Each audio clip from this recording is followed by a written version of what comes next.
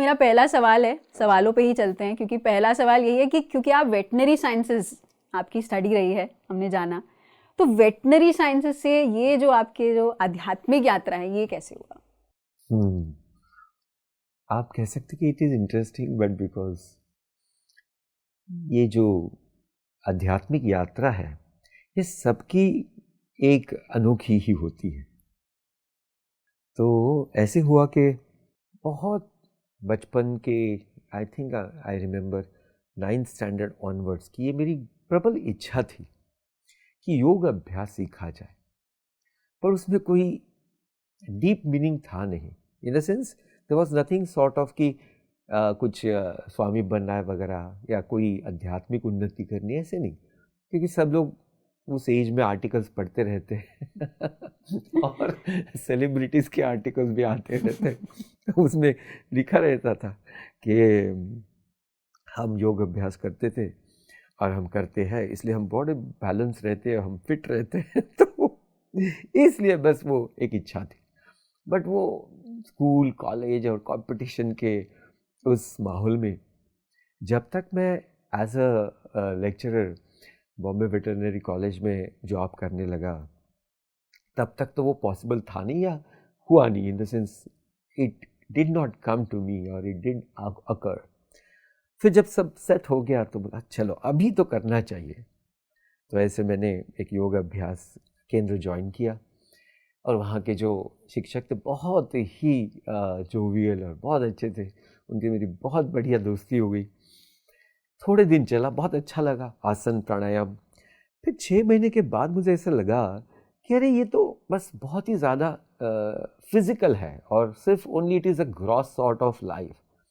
तो एक दिन हम लोग ऐसे बैठे थे हमारे टीचर के साथ, जो हमारे बहुत फ्रेंड थे। तो मैंने बोला आप कितने साल से ये कर रहे हो? काफ़ी बुजुर्ग थे वो मेरे से। तो मैं होगा उस समय 26-27 और वो होंगे कुछ 50+। तो उन्होंने कहा ये तो मैं 30 साल से कर रहा हूँ। तो मेरे इग्नोरेंस के स्तर पर उस समय बोल दिया कि आपको मैं कहूँ कुछ? बोले हाँ। मैं आपके 30 साल तो बर्बाद हो गए। आपने मुंह पे बोल दिया। तो यंग पीपल ऑलवेज दे जो भी आए हैव बोल दो। Nothing to hide. तो उनको ये बहुत बुरा लगा कि अरे ये क्या बोल रहा है। तो बस that subject ended there.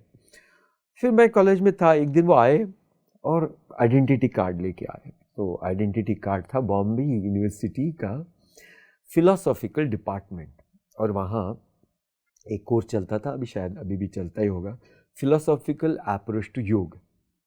And उन्होंने अपनी भी एडमिशन कराई और मेरी भी एडमिशन कराई बिना पूछे। मैंने बोला अरे मैं तो इंटरेस्टेड नहीं हूँ भैया, मेरे पास टाइम नहीं है, I am happy with my what ever I am doing.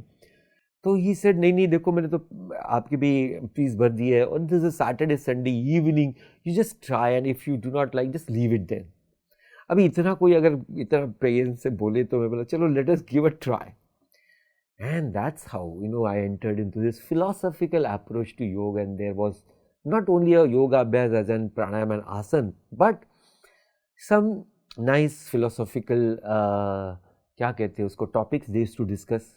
और एक दिन उन्होंने डिस्कशन शुरू किया भगवद गीता का। 2nd अध्याय का श्लोक था, नासते विद्यते भाव ना भावो विद्यते सतः। इस श्लोक ने मेरे मन को बहुत बड़ी चोट पहुंचाई।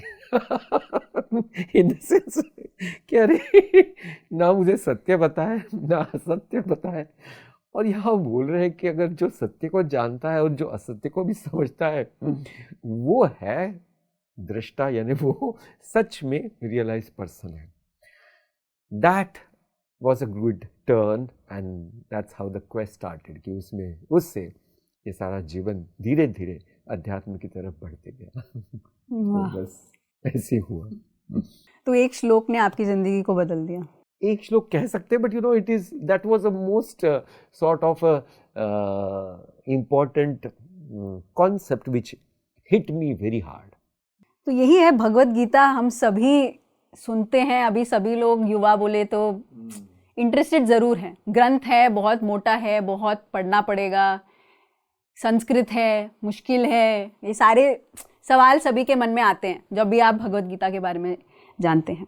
तो भगवत गीता में कई प्रिंसिपल्स हैं जो आज या मतलब सालों साल से वो प्रिंसिपल्स एप्लीकेबल हैं। हाँ जी, जिनको हम जान लें तो आसान हो जाएगा, जीना आसान हो जाएगा।